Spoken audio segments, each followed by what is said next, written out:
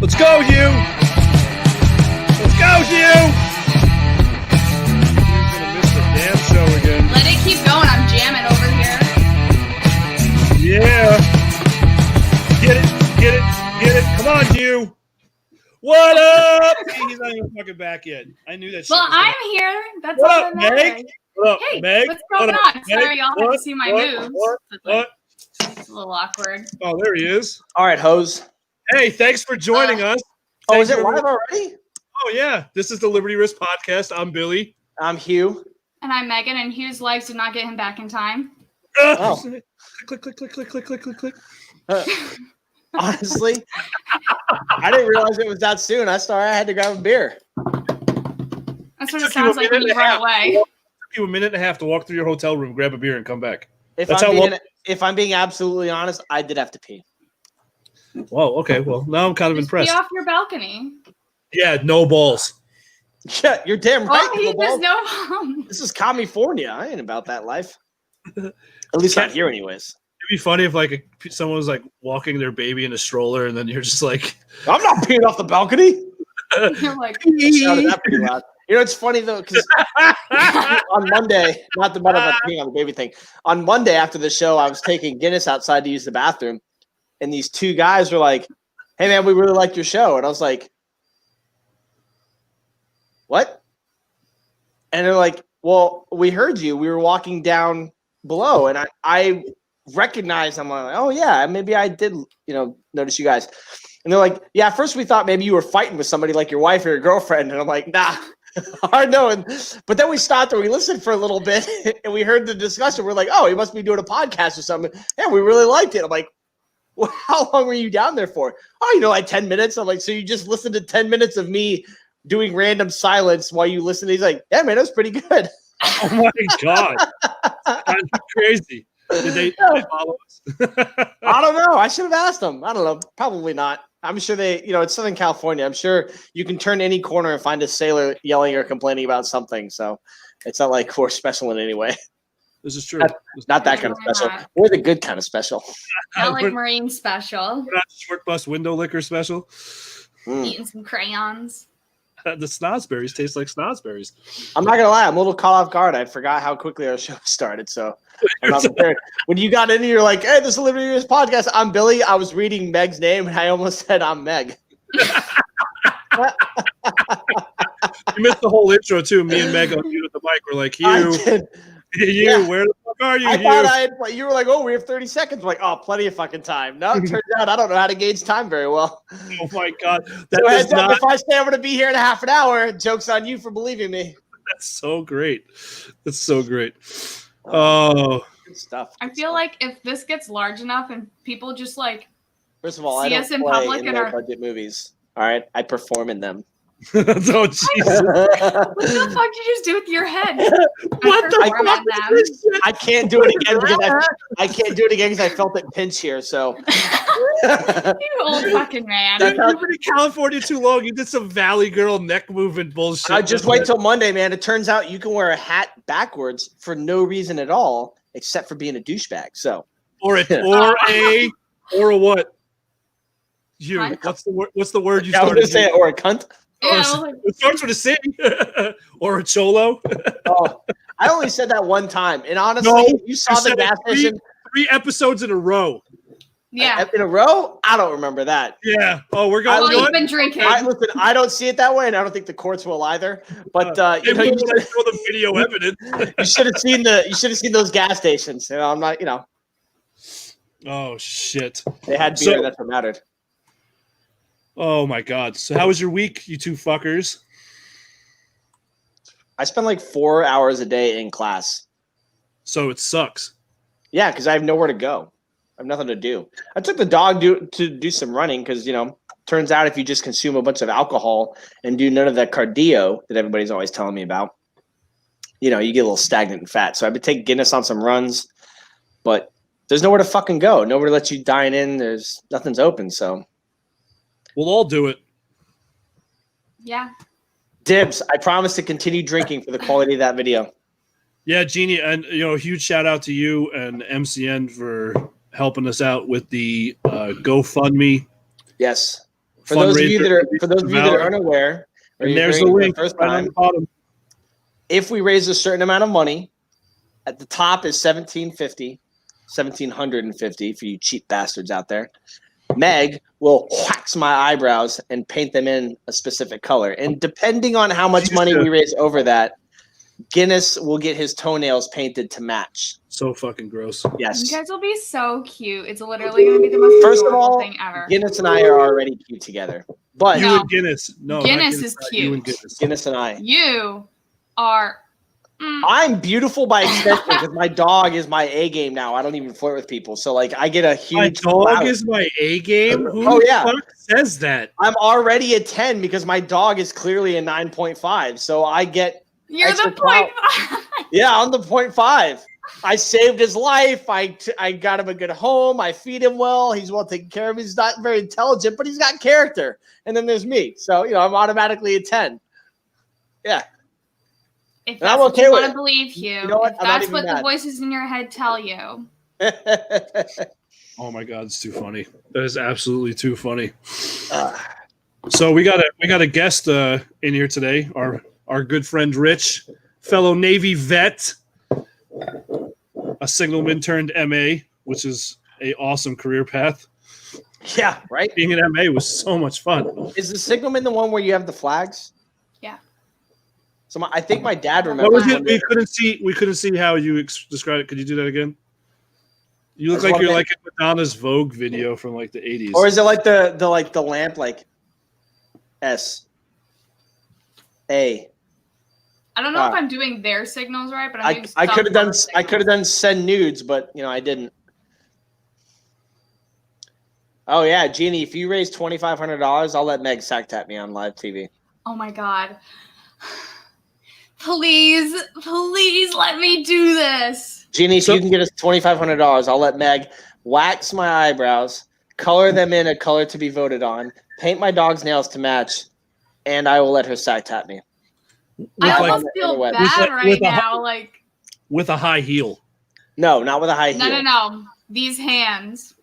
He gonna catch his hands.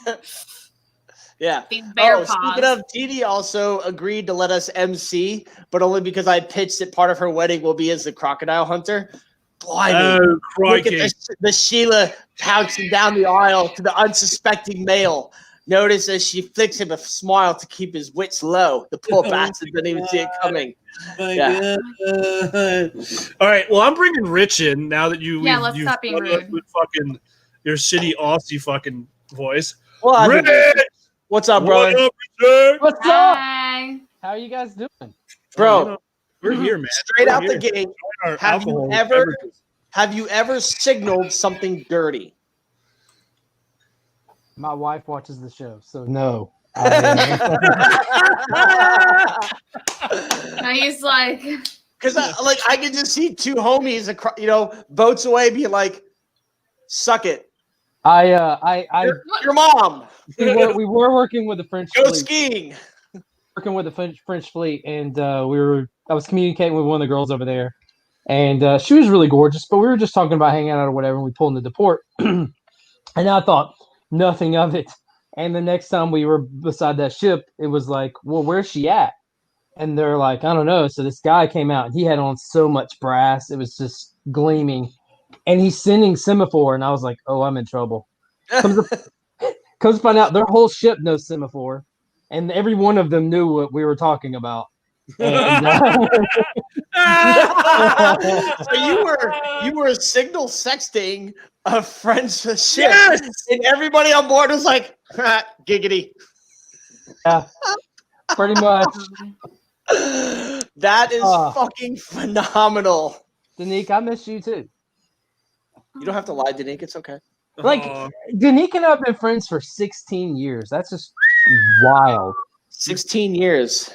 Meg has so many. You could just look on Meg's face right now. She's like, God, these people I do this podcast with are so fucking old. Like, you just had the shittiest. the shittiest look on your face, Meg. You were just like, God, he's an old Well, fuck. I mean, okay, so like we heard about Hugh's week. Y'all didn't hear about my week. Oh, here we So- go. Actually, it was my birthday on Tuesday. And I didn't do shit for it. My sister made me cupcakes. I was like, yo, I just want to sit in my house and literally do fucking nothing. Did I And I text you? did. Did I text you happy birthday? No, you didn't because you're a dick. Oh, thank God. I was worried I broke my streak. I don't tell anybody happy birthday. What the fuck? I was going to say, I don't think you've ever wished me a happy birthday. Good. You probably didn't even know when my birthday was. Like, it comes up on Facebook. You're like, who's that? Oh, I clear that shit out of the way. Hugh, literally, do you remember what you told me on my birthday? Me? Yes, you. You know I don't remember. Oh, you're like, it's your birthday? 1 year closer to death.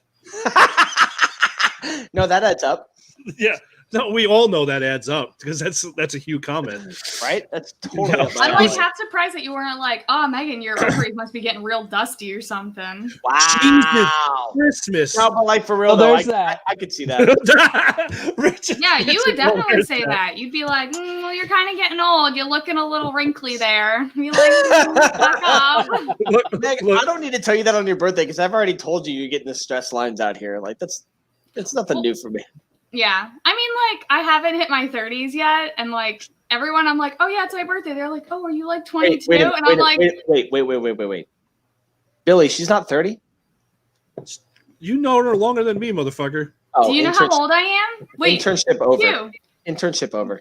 Guess no, how we'll- old I am. No, we need seasoned vets on this show. I'm sorry. You gotta go. You gotta go. Well, how old do you That's- think I am? That's how you knew she wasn't 30 because she was like, nobody told me happy birthday. Once Yeah, you get right. 30, you don't care. You Yeah, just I don't really give a am shit. I'm celebrating the 3rd anniversary of my 29th birthday. That's so right. true. I don't know it's my birthday. That was my God, first. just Give me my card. That's So, all. Rich, you must have known Danique then before Matt got in the picture. Yes. And did you not convince her otherwise? Like, did you make no attempt to be like, this is a terrible idea? I At least if you hit rock bottom, you can go up from here. I can't. You didn't go like him? I could just see The one, who that. the one who called you Svetlana? I've got to tread lightly because I still got to go get training from him. So He's that's gonna right. be You're like, the this is next- what you get. So, Rich, tell us, how long were you in the military? Because you've had two different, for the Navy, it's rates, other branches, it's MOS or job rating, blah, blah, blah. But how long were you in? What were your jobs, and why did you switch from signalman over? I don't know. I was in 4 years and 12 months. Hold on. World's okayest Marine. World's okayest Marine. Hey! Thanks, Rich. We appreciate you, man. Way to be there, guy. I'm learning. I was in for 4 years and 12 months. I say it that way because I found out as I was signing out that I didn't have to actually serve those last 12 months because I was getting out. That's Charleston for you. And I was a signalman for 2 years on the USS Philippine Sea. We did a deployment to the Mideast, which is a whole nother story. And then while we were halfway through our deployment, and in fact, 2 days after SEAL Team 6 caught Saddam Hussein in his pit, I turned 20 on that day. And 2 days later, I was informed that the signalman rate was officially no longer existing. So I need to figure out something else to do. Didn't they merged it with the quartermaster rating, right? Or something like that? Wait, Yeah. what year was that? That was 2003. Okay.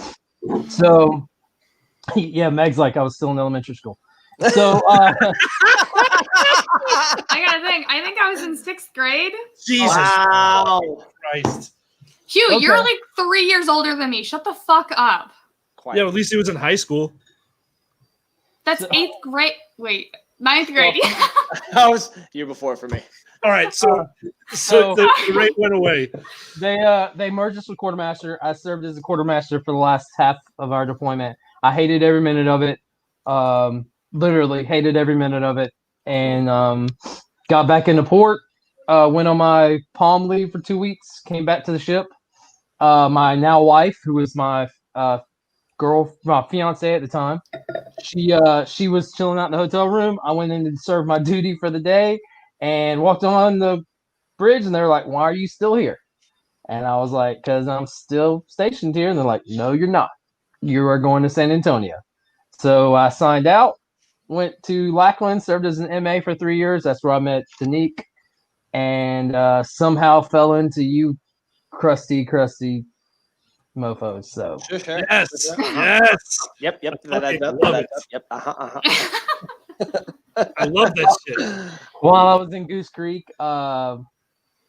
yeah, I knew Danique. I knew Danique really well. I even said let's there was the whole thing where it was like a stigma to be her friend. She talked about that in another podcast. Yeah. Yes, there was a stigma to be her friend, and I didn't care because she was the jams, man. So she would hang out. We would serve posts together and watch blockbuster movies, and then my wife would go get us Olive Garden for dinner because that's back when Olive Garden started doing takeout. And Olive Garden does takeout, huh? You want? Yeah, I I kind didn't know of that wonder. either. Like they have unlimited breadsticks, right? yeah, So can you just consistently order like delivery? oh, Never Like, ran I'd out like of to bread. put in an order of breadsticks for 12. They call an hour later. Yeah, I need another order of breadsticks. I need a refill. So that's when I served. So how long? What years were you in Master at Arms? 04 to 07. Those were some pretty Okay. trying times for our rate. At Yeah, that time. It was really. That was just a really, really just weird era of being an MA because I think it was right after. I was talking to one of my old chiefs the other day, and I think we were all kind of went through the last set of the LE cycled, the law enforcement cycled heavy classes, right, Rich? yes. But yeah, because now it's all security forces. So it was a really weird transition to go from doing the law enforcement, and then you're like, okay, cool, I'm gonna do like cop work, and then they're like, hey, so this is the scanner, and you hold the ID like this, and you go, and then you hand them the ID back. Wait, what the fuck are you talking about? Like, I want to arrest someone. I wanted to be Master at Arms, and they were when I signed up in 2001. They were like, "Oh, you can't. You have to go do something else for 2 years, and then you can come be a Master at Arms." And I was like, "Oh, that's awesome." Well, when I got to Master at Arms school in 04, I was one of the first classes that had booters in it. So it was one of the first classes that they let boot camp graduates immediately come to Master at Arms school. Interesting. Yep. And I was like, man, I was so pissed. I was just pissed. I was like, what do you mean you came straight from boot camp? I was like, Yeah. How can you do that? What Because you you already been and done. You'd been around the block a hot minute. You already knew the rules and regulations, and now you had these brand new fucking children coming in. And you're like, what do you mean they didn't make you do what I had to do? Right. Well, right. that's the whole thing is the way I transitioned from a GSE to an MA was I had to do it the old school way. And this is what I was talking to one of my former chiefs about the other. That was back in the 80s, right, Billy? Yeah, it was 1880 actually. I was watching Matt and Chris just get out of the military around then. So, but yeah, I had to do my OJT because I was on a ship. I was on the Way City, and I had to do it with, I'll never forget, MACS Johnny Glenn. This fucking guy. Like this fucking guy over here. This fucking guy. There was very few people that he was one. When he walked into a room, he commanded the room. It didn't matter. He was just one of those MAs. Like you were like, oh shit, senior chief's here. Fuck. Your butthole would kind of pucker a little bit. Oh yeah, it was like first day in prison, and you got your boxers on backwards. It was just horrible. Like it was just bad. Yeah, that's fantastic. Yeah, it was just fucking bad. But yeah, so it was a same thing, Rich. That transition was just when I did all the OJT and everything, and I'm like, yes, I'm going to go to MA school. It's just going to be fleet returnees. It's going to be good. Blah blah blah. And you get there and like fucking 85% of the class is like, oh yeah, I'm 17 and I'm gonna have a badge and a gun. Cool. I hope you off yourself because you're a fucking asshole. Like. Jesus Christ. Yeah, that's how it was. It was I can't feel too bad because they were all staying in the barracks. And because of my detailer or whatever he was on the ship really liked me, he put me in the hotel. So I had a maid, I had hot water, I had a bed. So I had it made. I don't know about all that other stuff. Booters are just I hated it. It clogged up our whole rate. So Fuck, Chris, you're old. Oh, the stories I've told about the Way City. Right? Jesus. Yes. Oh, Yeah. Yeah. Don't you know Hugh loves cock? Oh, thank you. One of our glorious Yes. Leslie, Climb 4. Yes. She has Climb 4 and OTDL. Yeah. Oh, yeah. I was going to say one of our fellow podcasters over there at OTDL just totally fucked you up. Yeah. It's all right. I should have buff out. Listen. Yeah, I'm not even mad. Like, fucking Leslie and Danique are just. All right. Jesus. All right. Anyone else got any Anyway. comments about you? Oh, yeah, good. Just open the floodgates. Because, like, Matt and Chris aren't sitting there like, yeah. They're fucking sharing Oh. notes. Yes, Should we say please, this? let us Should we hear say it. this? Let us hear it. Rich, were you in when we started to switch over to civilians? yeah. At like gate duty and standing security and whatnot. What was so my impression is that for you guys, I think that was a much bigger transition than it was for me in the CV community, because we still had work, but we could contract civilians to do other shit that didn't really interfere with us. What was that like for you, being a master at arms? You'd already had some time in to be told, hey, we're going to pay these civilians to do your job instead. It was even worse. As I was, in fact, while I was leaving, they had sold Naval Weapons Station Goose Creek to the Air Force, or traded or switched Pokemon cards. I don't know how they do it in DC. And, Oh, that's terrible. I'm fucking done. So they were putting civilians on the post, but the thing was it was these guys who had just gotten out as master at arms where I was serving, but they all got out on med leave. So like one guy in fact like went straight up, total med board, psycho, crazy, like total 100%. First visit was like, you're out. He left Jesus. being a master at arms and went straight over to their side and was standing the same post. As a civilian. Yes. And Oh, staying in the same post, making 3 times what he was making in the Navy. All because he was like, I'm crazy. Yeah. Cunt. And what's crazy, I've seen that there were so many MAs during that, pretty much, I think from 04, and correct me if I'm wrong, Rich, from 04 to maybe 09, that would, because they knew the GS pay was better. So they would transition, they would serve their time, and what they would do is you would watch them, right, Rich, schmooze the chain of command, the civilian chain of command at that duty station, and they would literally transition out of uniform, be gone a month. Yes, tip to tip. Right over a bowl of cereal. Cheerios. A bowl of cereal. Yeah, it's like a morning meeting, like. Not So- a donut. Oh, so much better. I'm not having donuts ever again. The guy I was Not telling you like I about. need 'em.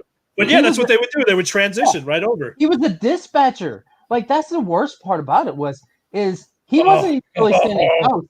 Like he was our dispatcher. He's the one sending us to 911 calls. You know what I mean? So he's telling the Navy, "Hey, I'm crazy," and they're like, "Oh, well, we gotta let you go. You can't work for us." And these people who are doing the same job was like, "Hey, you could come work for us." So, No, he's telling me good night. oh, hey, I'm sorry, guys. Good night, son. So, Don't ever be sorry about that. yeah, so that's how it was for me. I was so, and that guy and I are still good friends. I mean, and I tell him all the time, man. That was Did they come and work with you?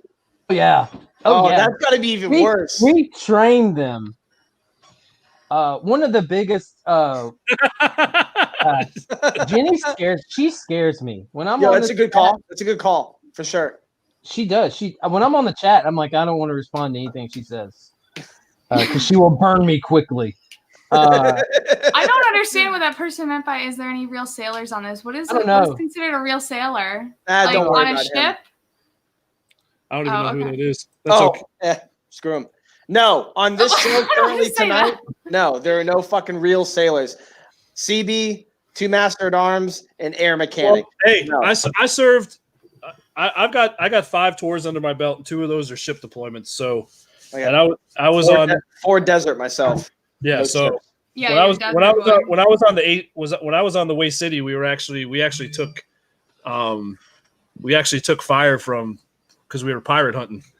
Yeah. So over up in the Nag. Yeah. So Nathan, don't nitpick, man. It's not one of those shows, brother. It's not one of those shows. I mean, Billy and I have been on a ship. yeah, I've been stationed I'm on ships. confused. I wasn't stationed. I was attached to a ship. And let me Hopefully, tell yeah. you, that ship was I do. That's the only mounted. way to get through deployment, I would just You flirt were, with you were the cheeseburger Eddie. and it's the only way to get Chris to undo my zipper with his mouth. Oh man. Yeah, that was in fact one of the biggest drug busts we were gonna do on our base because there was nuke students. Well, I mean, it was like a big deal. We put a lot of work into it, and it ended up almost because a GS civilian guy was in a cruiser, and he didn't know that we were going to be doing the drug bust there on the base in housing, and he drives right by that house, and when he does, the main guy we're trying to catch sees the police car, and he bounces, and it ends up being this long chase out of Goose Creek, and it was all because he was so stupid and he just didn't pay attention. He was like, "Huh, I didn't know I wasn't supposed to be there." We literally said in briefing, which was 30 minutes ago, do not go on this street. Jesus. So those guys are the ones that are protecting everyone in Goose Creek, South Carolina. So I hope you're enjoying it because. Sounds like everybody there's a solid 10 out of 10. But it was bad. Look, it was bad. I mean, Danique brings up a good point. It was bad. It was just bad back then. And our commands were just they hated us, and we had a security officer who would pull people over in his BMW. No blue lights, just pull people I was over. gonna say, does this BMW have lights on it? No. If somebody tried pulling me over on base in a normal looking car, I would have lost my shit and probably sped away and been terrified. Like, who is flashing their lights at me? I'm about to get abducted on base, which I'll probably end up in a shallow grave covered in concrete at that point. Like, He would pull people over, call dispatch on his personal cell phone, tell them to send a officer out to where he was at, so an MA or whatever. So then we would have to go out there and we would have to write them a ticket. But the only problem was we had no real power, so our tickets only counted towards your decal. So your decal only has so many points, just like your life. Oh, I remember the decal. So I don't even know. I guess that's not a thing anymore. It's not a thing anymore. They were a pain, and Rich, correct me if I'm wrong, they were a pain in the fucking ass dealing with those things. And that's saying a lot because y'all's assholes are like this big. Wow. What? Rude. Okay. Rude. All right. Hey, we all got fucking dildo. Let's be real here. I was gonna mute Meg. No. That was gonna be a click. Deleted. Bye, Felicia. I saw that. I was like, what? I'm gonna answer that question. Yes, because I don't want to say no. Hard yes. Yes. Full I send. didn't get sick on the ship, but I almost did. I've heard. I've never having been on a ship. I don't actually know, but I heard that some people have never slept better than when the ship is rocking back and forth. Oh, seriously, yeah, Yes. best sleep I've ever had in my life. Oh my gosh. When you get that, if you have, and the best is you have to, not the top rack. I say the middle rack or the bottom rack, and you just get just that. Oh, That's a little rock back and forth. The ship's doing like 12 knots. You got calm seas, but it's just enough to just. yeah. I'm telling you, bro. Especially when you when I was an engineer, we're pulling 12 plus hours in the engine room. It's 130, 140 degrees in the engine room, and then I was on the flight crew because I was an electrician, and I was on the crash and smash team. So I had to, and every time they went to flight quarters, there's That's a bird people. in the air. Yep. So I had to go up to the flight deck. So you could be up for like 18, 19, sometimes 24 plus hours. And then you get that little, you finally get a shot. You get out your coveralls, you hang them up, and you get in there, you get the shower, and you're in the shower thinking, man, the ship's rocking good. I'm going to fall the fuck asleep standing up. This is great. You get that bed, dude. I'm telling you, fucking head hits the pillow, gone. Like, gone. Out. Like you're Out, done. cold, done. You wake up, you're like, holy shit, that was so amazing. Like, it was best They used sleep to- ever. Where my head laid, the helo deck was like 20 feet above me, and they would land helos, and I would be sleeping so good I wouldn't even know. That's how good you can sleep on a ship. And It it's was like funny- the helo deck there's a berthing right below the helo Yeah. deck. So it's like you would hear that. And so I worked on helos, and I'm not gonna lie, when I was dragging chains across the deck, like we did not give a shit. We were like, let's throw those chains. Like we were chucking them. We actually got in trouble because there was like some Justin. guy who had been in 40 years that was like, shut the fuck up. So we weren't allowed to drag our chains. So, you've got like the 4 chains across your back and you're like draping them across you. You're like, but you can't drag them. See, I was an East Coast sailor, so we did med cruises. I never got to enjoy a Westpac, which from what I've been told, even though I was in 15 years, I got to experience one of those, and I wish I did because port visits are different, and it's just different. You're seeing different stuff, but that trip across the Atlantic, especially in the fucking winter, we had to go. Our first port visit, we had to go up to Stavanger, Norway, when I was on the Way City because we were doing a Com-2X joint missile exercise with the Russian Navy, and it was the middle of fucking winter. The Russians. And you're going up in the North Atlantic off the coast of Norway, and you're down in the engine room, and that water's I bet that feels good. Oh, you're down in the engine room, and it's fucking 45 degrees. You're down in the engine room with winter gear on, and you're like, holy shit. Then you get topside, and you have these Russian ships pull up along next to us, and we're like, you're doing tours of their ship, they're doing tours of our ship. Cold War, huh? So fucking cold. Yes, right around the Cold War, right when I was getting out, just fucking assholes. That's so shitty. But yeah, now there's none of that nice sleeping. When you're hitting the North Atlantic in the middle of winter in them choppy seas and you got like 10 to 15 foot swells, you're like, oh sweet Jesus, the ship's gonna break apart. This is gonna be great. Yeah, I would say we didn't go up north like that. We went straight to the Gulf, so we went straight to the Med. Yeah, it is cold, and screw that. And that's why I'm glad we didn't go. I do have my shell back. I just don't have my blue nose. So,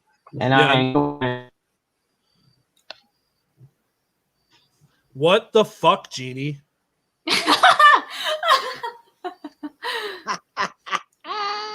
There's certain things that I can't talk about, Jeannie. Thanks because you're old. Thanks for activating my PTSD. There's still red tape there. Your spicy deja vu. Yeah. His spicy deja vu red tape. Way to go. Your high def nostalgia. Well, have a good night, everyone. I have to go now because Jeannie hurt my heart. You have a heart. That's why I don't mess with her on chat. Right there. Yeah, I don't. she's yeah. brutal. Good call, man. It's a She's good call. brutal. So Hugh, there was a Meg.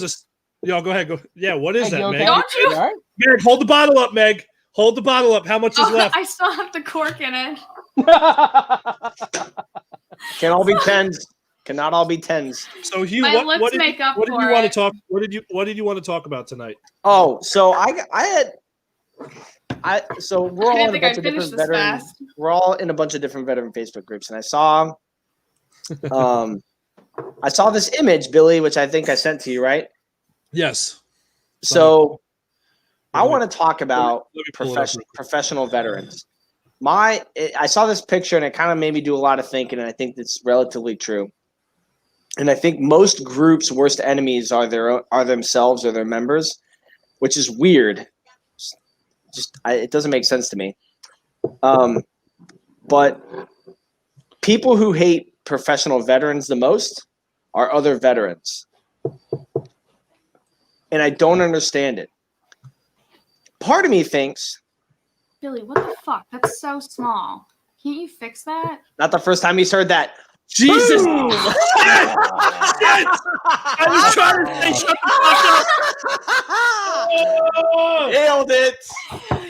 Damn! Yeah. Sorry, Billy. Ah. I definitely set that up. Anyways, my impression is that yes, veterans hate professional veterans, and I don't. Thank you, GD. I don't get it because that's what she said. Part of me thinks that, like, if you're gonna break it down to anything, I would have to say that veterans hate professional veterans because they make their money off of that veteran title. Even though my impression again is that they make donations to veteran charities, they promote veterans, they help veterans out, but because it seems that their main goal is to make money, which everybody's goal in life is to make money, we hate them for using that veteran umbrella to make their fucking money, and I don't get it. So I'm wondering if you guys maybe have some insight. Why is it the veterans hate other veterans who are successful for using their time in service to make their money? That's the goal here in America, is to make enough money to retire early or to continue to make money well until you don't have to anymore. What's the disconnect? I think it's envy. You think it's envy? Yeah, and here's why. And it's not because they're making money. I think, especially now, I've heard in a couple episodes where we're really that volunteer generation. So we're really the first generation that the majority of the military is volunteer. Right. So they hear what some of these veterans who are making big money what they're saying they went through, and I think they're envious because they went and pushed paper for 5 years, and that was it. And they don't think that they had a veteran. They don't think they had a military career in their mind. And so I think it's that envy of, I wish I could have done that. If that guy could have done that, I could have done that. I'll buy that for $1. I think a lot of it might also stem from they didn't think of it first. Yeah. You know, there's a lot of veteran companies out there that make clothing and they sell various products and they market it towards veterans, which is not a new business scheme by any stretch of the imagination. But veterans are like less than 1% of the population of the United States. You would think that we would be supporting each other more. You know, one second. I Yeah. think I'm not trying to interrupt you, but go ahead. And I just think this comment is Jeannie is needs to be put up. They lie and steal and use their status to take advantage. Yeah. Okay. Yeah. I mean, she's not wrong. There are some people out there. No, I didn't mean to interrupt. I just thought that was. No, you're fine. No, it's true. Some people will exaggerate their time and exaggerate their experience to try to take advantage of people because everybody wants to support veterans. They want to support America. And okay, yeah, I'll buy that too. That some people will take advantage of it, and some people are jealous of other people's success. I think that we have a big discussion that like a lot of people hate Walmart for shutting down a lot of mom and pop locations. But and then you have these veteran companies that essentially by the amount of money they make and what they sell and their yearly income is essentially a mom and pop. And they take advantage of the online and the social media and the other things that other companies don't. And you don't even have to be a big company. But it seems that people just hate.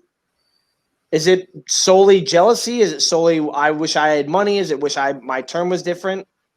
I feel like to some degree, some people, like with the comment before, it was like, we're not real sailors. Some people are like, you didn't do enough service. You didn't do enough time to be a veteran. Like I know when I go to the store and say, I have like my Navy boot camp sweatshirt because it's a comfy sweatshirt. I'm still going to wear it. Like I don't give a shit. People see that and they're like, oh, did your husband serve? Did your family serve? And I'm like, that's an entirely different that's an entirely different conversation on top of. But it's generally a veteran who asks me that, and I'm like, yeah, I have red hair right now or pink hair, whatever. But it's like, no, I served, and they're like, oh, would you sit at a desk? And I'm like, bitch. But like, they don't see some veterans don't see other veteran service as valid, and it's like you served. Like you signed that dotted line. Here's some good comments from our from our Send it. viewers right now. Here's one from Justin. People are And that's jealous. true, Justin. You know, and then Chris makes a good point right here. Not everyone is about making money. Some of us want to make a difference for our brothers and sisters from behind the scenes, preferably. And that's absolutely amazing. And I, you know, Chris, we absolutely support that 110%. What it is, you know, just sometimes people misconstrue what veterans are trying to do and think that we're just using the veteran title to put cash in our pockets. And that's not always the case, you know. And it's my wife forced me to take my ID out when we're shopping because she knows like there's discounts at certain stores. Yeah, and she'll go take your ID out, and I'm like, okay, fine, you know. And I would say we just don't see it as valid. I was thinking, because we were talking about this in the pre-show, and I was thinking about this, you know, and when the guys came back from Vietnam, they started motorcycle clubs, right? So, but there wasn't this worldwide connection. So you each had your own area that, you know, the like a certain chapter, motorcycle, right? or a There's region. certain motorcycle clubs were there.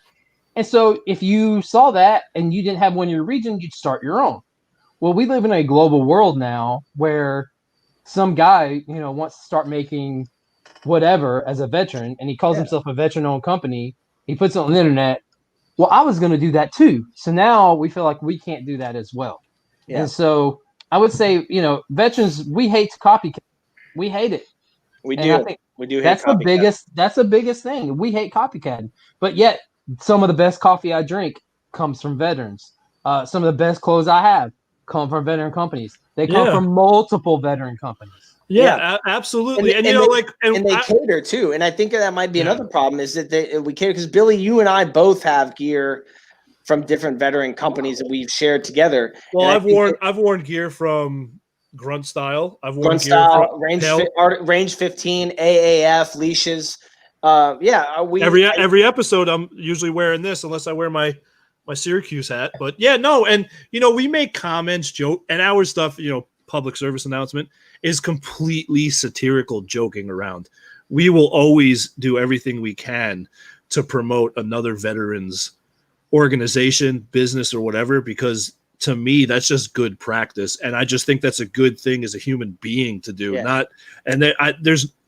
want nothing in return from that whatsoever.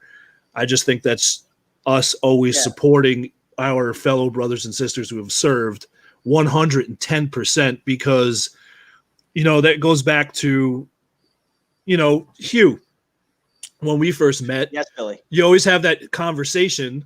Oh, where'd you serve? What'd you do? You know what I'm saying? And then you get that connection. But you can't have that conversation with a civilian. Sure. You know what I mean? So that's why I think that whatever we do, we're always, even when we're making stupid comments about, you know, veterans coffee companies or whatever, there's no honestly ill intent behind it. It's just joking around. Because throw Jeannie's comment up there real quick. Yeah. Because I think this is a good one. I hadn't thought about this, and I wonder if everybody feels the same way. That when I remember however many years ago it was that Matt Best started his company. Yeah. Did you all feel like the money he was making should go mostly to veterans instead of him making money in his pocket? Because I feel like that's the impression, is that if you're whatever your niche is, whether it's not just veterans, other companies say, oh, we're a such and such owned company and this is what we're trying to promote. Do people feel that your money should go towards those organizations? Do you feel like you shouldn't make any money? Is that what people think? I feel like they should make some money. I mean, it's their company. They are putting their lives out there for people to see. Granted, like, if they are using their status as a veteran, they should probably contribute some of it, but you know, if they are selling a product, they're still selling a product. If it is a veteran product, you know, make a donation. But and I think every veteran doing the work. Yeah, and I agree with that, Meg. And I think every veteran organization, inadvertently, without having to feel like they need to, does it because it goes back to we love our fellow brothers and sisters in arms that, you know, have served, because the beautiful thing about what we do is this is a voluntary force. So I hate when you see stories nowadays. It's like, oh yeah, I had to join the army because it was either that or jail. No, motherfucker, that don't exist no more. Yeah. So stop. We are a volunteer force. So, but do they have to donate? I don't honestly think so. I think what they do is by making a product that shows respect for what all of us, no matter what your job, what branch of the military you were in, or what conflict you were involved in, when they show respect through things like the red shirts on Fridays, remember everyone deployed. You don't have to donate to veterans then, because now you're showing respect to them and you're giving them that due diligence. You know what I mean? So I think there's different ways companies go about it, and whatever their business plan is, so be it. If they found a way to profit, because the whole concept, what really bothered me was becoming a civilian was, oh, you're in the military, all these doors will be open for you. It'll be easy to find a job. Yeah, right. Yeah. What the fuck are you talking about? I hate when civilians say that shit to me. They're like, oh, you were in the military. You should be able to get a job anywhere. Are you fucking serious right now? You're right.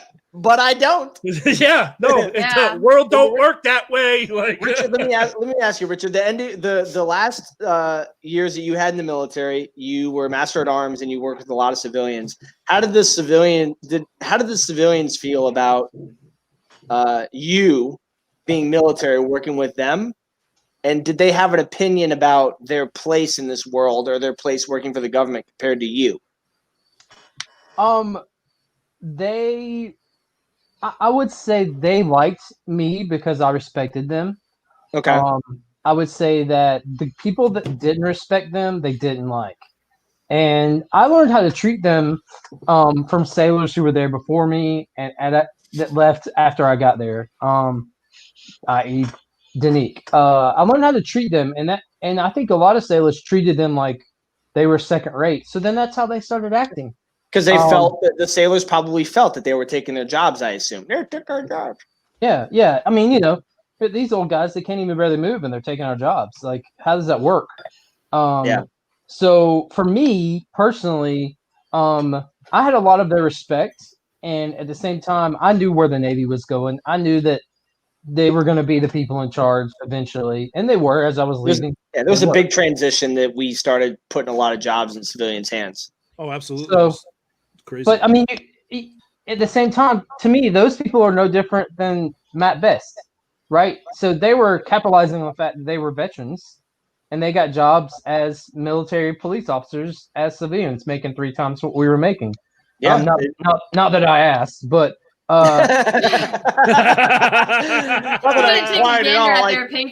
no, we never once talked about pay. Right. To me, they're no different than those guys, and I respect them with a great deal. Though they would prefer to stand on a post and let me go get in a cruiser and pull people over because they just didn't want to do that anymore. Where at the same time, I was having fun pulling people over because me and a buddy of mine had a competition about who could write the most tickets. But anyways, so I would say, did they respect it? Yeah, but at the same time, they understood, and I understood where they were. They understood where I was at, and it was just an equal thing. Now, I will say there were some who took their job way too serious, and they made it hard to work there. I love that. Thank you, Jamie. Weird flex, but okay. The pulling people over. You enjoy pulling people over. Yeah. I regret that. It's just always been something that's perplexed me. Like why a group who wants to succeed and has a noble goal, regardless of whether or not it benefits an individual or a group, it seems like their worst enemies are the people that they're catering to. And I don't understand it. And maybe, I probably never will. And that's okay. I'll die happy, one way or the other. Well, I would say probably drunk. At Charleston, it was a big. I'm sorry, Meg. At Charleston, it was a big deal because even the civilians had to quote unquote answer to the officers. So they hated them too. They treated us like shit. They treated them like shit. So Billy told us a few episodes ago if he wanted to arrest an officer, he had to get the BASIO's permission. So the civilians had the same rules and limitations that you did. They just made more money with those rules and limitations. Yep. Right, 3 times more, but I'm not counting. Yeah, they made dumb money, like stupid money. Here, Jeannie's got another good comment. Veterans have to work after retirement. They don't make enough money to survive after 20 years. Shock sarcasm. Yeah. So in aviation, I've worked both O level and I worked I level. Now there's also another level called depot level. So O level is organizational, then there's I level, which is intermediate. So I did the teardown and build up of the T-56 engine, which goes on the C-130s and the P-3s. Yep.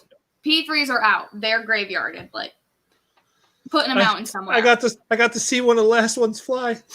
If you see them, that's Old a and secret. nerd. No. If you see a P-3 still flying, that's a secret aircraft. Probably shouldn't put that on the internet, but whatever. I don't know which ones are flying. They are a fucking good aircraft, though. They are good as fuck. They have 10 flight hours, and they can fly under 10,000 feet. So good aircraft. They're amazing. Anyways, so No idea what you're talking about. that's fine. It's okay. That's They why don't land on ship. Hammer goes swing. Yeah, hit the hammers together. So I worked I level, and the people who work depot level, they are all civilians. And then we also had like an additional counterpart to us that were also civilians. And those civilians all served 20 years in the military and then became civilians to do the same exact job. But the thing was, they were our mentors. And we actually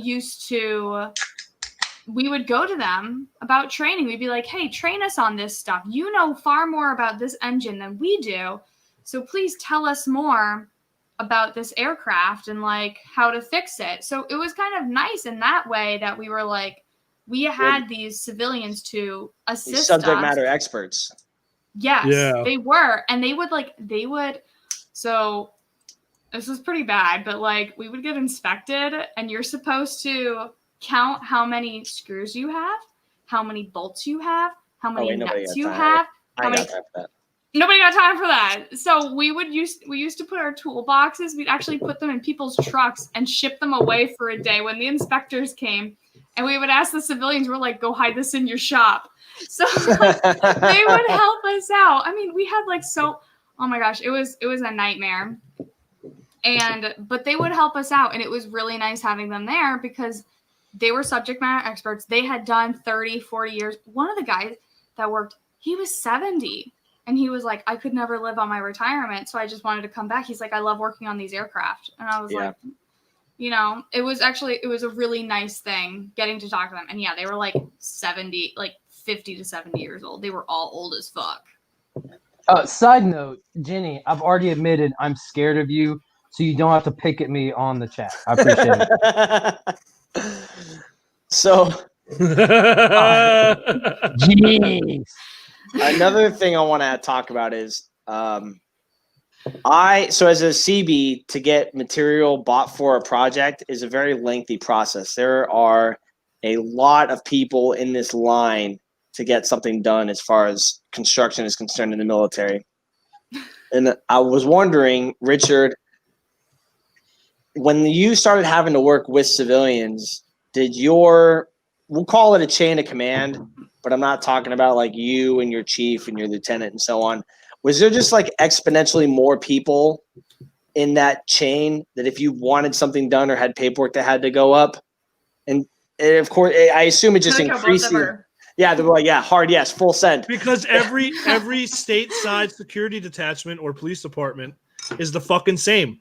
It's like military, civilian, military, civilian, military. And if you're lucky, it ends at a security officer, but then you got the fucking chief of police or your fucking director of security who's a civilian, and that civilian can literally tell you, you're not going on fucking leave.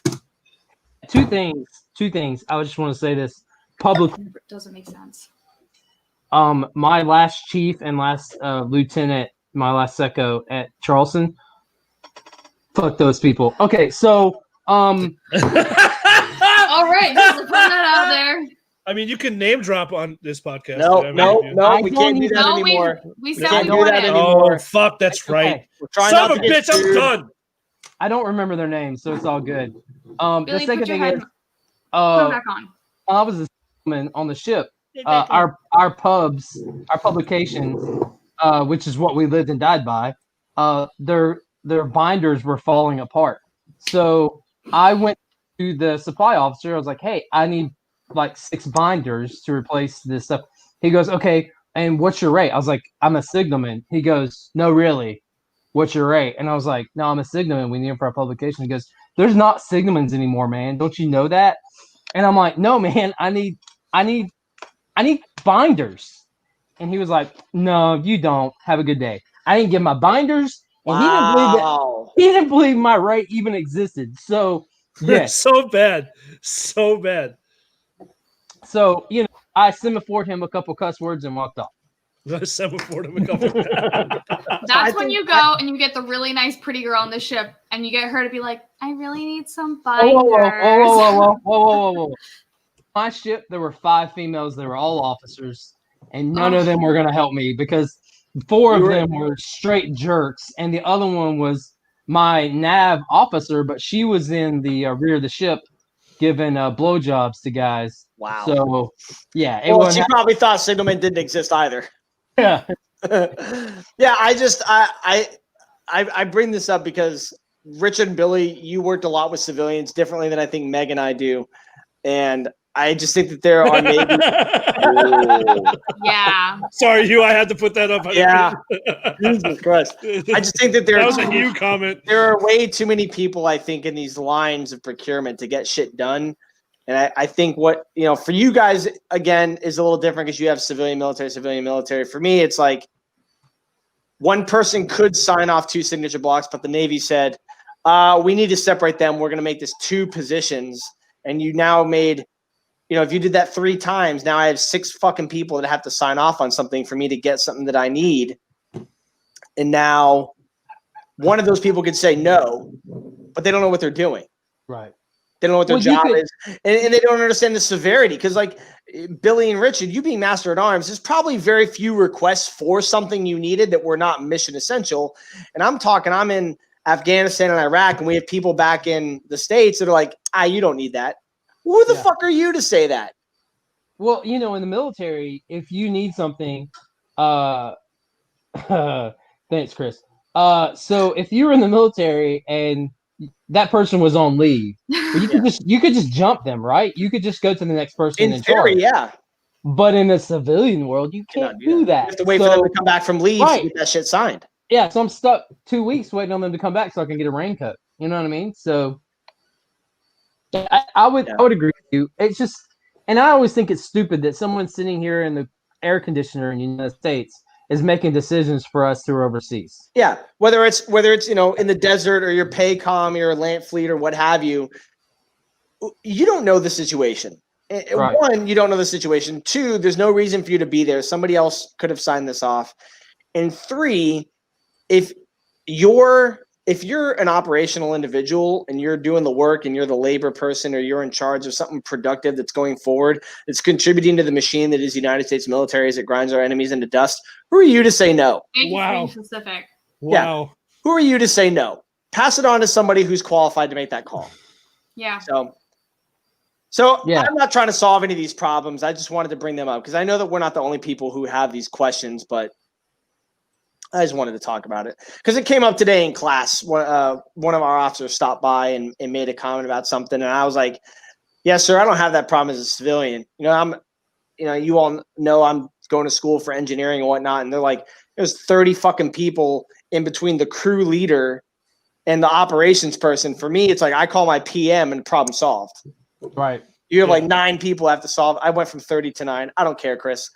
You have to. All those people have to have their dick beaters in the cookie jar just to get something solved. And it's like, this is kind of ridiculous. I will say this. I will not. She's referring to Callie's comment. I see a lot of Coast Guard discussion going on in the chat. When we were deployed, part of our job was we were guarding an oil terminal in the Northern Gulf. And we were in charge, and the terminal was surrounded by 4 sectors. And so there's like a German ship, Italian ship. Are you talking about ABOT and KOT? And there was a Coast Guard ship out there. with us. Like you're at a place. So Yeah, I'm like, yes, what's we that? could talk garbage about Hey, boys. the Department of Transportation Wow. all we want, but they were over there. So Yeah. Yep. No, I spent 6 weeks living on Kayot out there in the Gulf with the with the The Department locals. of Transportation. No, with the who was it? It Fuck was the That's what Aussies. Coast Guard is. No, it was the Coast Guard. Aussies. No, they're Not puddle military. pirates. They're not military. Puddle. Yeah, just bash them. That's it. Let's just bash yeah, them. I just was saying. Listen, we're like siblings. We make fun of each other. They probably look at us and are like, oh, those fucking gay ass bitches over there. Fucking No. sucking each other's dicks. Jeannie, you don't have any feelings. All right, we've known you for more than 5 seconds. I'm not condoning that statement, Ginny, because I am literally scared of you. So Oh damn! I can't. I could hear and feel Jeannie smiling right now after right. you said that. Oh god, Your mom doesn't have any feelings. that's true, Jeannie. She was on the show. You know. Well, Rich, man, we appreciate you being on here tonight, and thank you for giving us your. Dude. You had a very specific point of view working with the civilians, and you were in a nice transitionary period for a lot of people that we don't get to talk about a whole lot. So I thank you very much for being here, man. yeah, absolutely, I brother. appreciate you having me, and Thank you. I'm gonna come back. Hugh made a comment a couple weeks ago about needing. Yeah, I know. About needing a centralized website for veteran Resources. I did say that. Yeah, and so I've actually began working on that. So Oh, I'll be nice. back. Yeah. Ooh. So I'm I'll be excited. back. I'll be back to I talking can't about that. wait. I'm so happy. Yeah, absolutely, dude. We're gonna have Bring you us back your on multiple spicy times. So. info. So we'll see. I'll be back. Thanks All for right. being here, Rich. All right, Rich. You have a good night, brother. Later, buddy. I like how Meg just shifts over. We don't have to go anywhere. Oh, We wait, know he's in there charge we go. It's backwards. I'm like, okay. Rich does rock. Rick It's does not- rock. Yeah, no, that was Richard. that was definitely awesome. Rich is good people. Rick Man. He's does really good rock. people. I gotta stop drinking. Yeah, it's a little- It's only 6:30 here. I guess I'm getting it's all hammered those tonight. phallic-shaped objects that you keep putting in your mouth. Oh, thank you, Jeannie. Appreciate it. All the phallic objects. Yeah, in it was a and around good. the mouth hole. It was a good fucking show. Oh, It hold was. on. Before we get the hell out of here, one, thank you. You know, as usual, this podcast is powered by Poddex, and we appreciate everything that they do Thanks, homies. for us. And also, we have something that all you fuckers need to go to after this. Need? Put a little coin to. Yes, need to. Oh, sure, Toss a sure. coin to your Witcher. Ew. Even if it's just $1. I like that show. It's a really good Right show. there. Hashtag angry eyebrows. Yes. So you can go to the GoFundMe page. You can go to their search icon, which is right here on the top left. All you got to do is type in right there hashtag angry eyebrows. That was my not the- idea, and I'm not even mad about it. I found these very fucking awesome cartoon pictures, which will probably be drawn onto Hugh's face. Here's the I'm little not right. an artist, so they'll probably be really bad, but Super. and I'll not probably be excited about really that part. drunk by that point. Oh, good stuff. So this is what's going to I happen. might poke you in the eye, Hugh. This is what's going to happen right here. This is the money that we've raised so far. Thank you, Nathan, if you're watching, for your awesome $200 Yes. donation. I don't think he is, but Vanessa, also, thank you very much for your donation. We appreciate you very, So very go, much. Go donate. Meg will wax my eyebrows off and color them in if we make enough. She'll do money. what? Wax them off. Wax them off. Okay. Yes, and It's then like cool paint. quip. If we make more than that, a measurable amount more than that, not like $1 or what have you, we will paint my dog's nails to match. But the money's not going towards us. That's The true. money No. the money is going towards Leashes of Valor. Valor. And I would Ooh. love And they I will would be love having they'll be having Yes. a hiring event the same day at Maker's Craft Brewery in Norfolk, Virginia. So if you're in the AO and you want to come out and hang out, listen, Rich, nobody asked you. If you want to come and hang out, you want to meet Billy and I in person, not so much Meg. I will be But- there. Danique will be there, and I believe there will be some puppies. And if not, now Danique is on the lam to bring some puppies with her.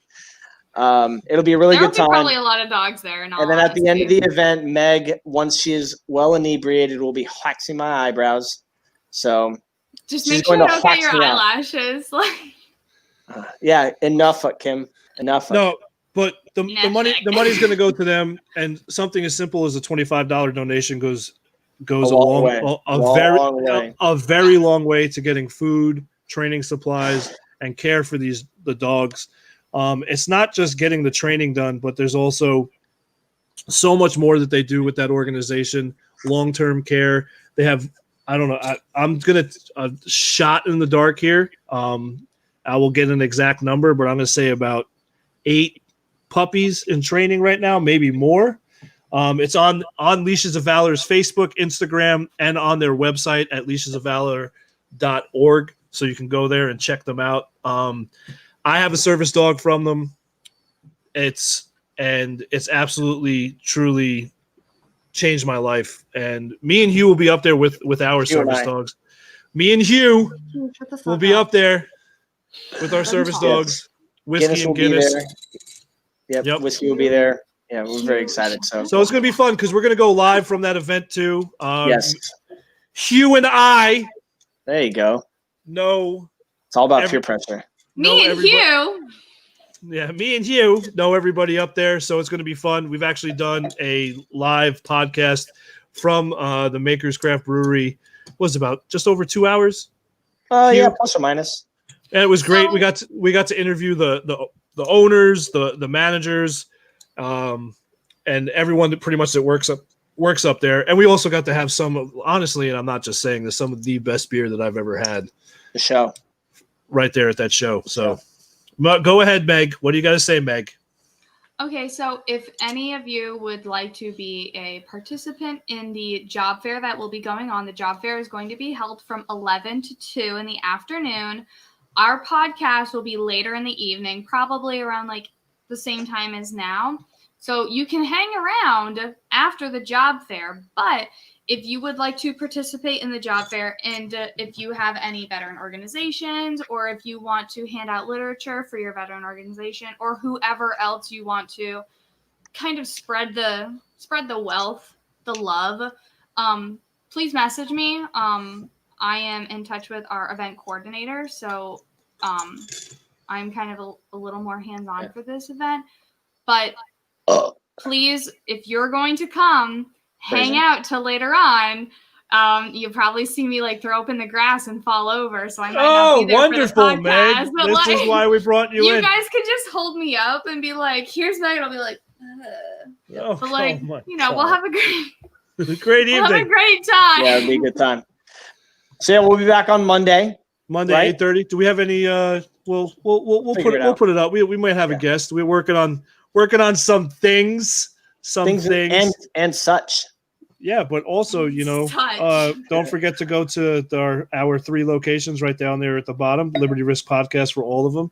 Follow, like, share. It helps us get the word out for all this wonderful Thank stuff you, that we're trying to Jeannie. get going. Appreciate you, homies. So we'll Jeannie said. Jeannie see all- says she'll hold Meg's hair back. It'll be a good time. Thank Oh, you. There's a God. lot of it. Well, Thank so we'll you. see you guys here on Monday at 20:30 for you for military types, 8:30 Eastern for you civies. And you all have a great fucking weekend. Yep, See good you on deal. Monday. Thank God. I gotta pee.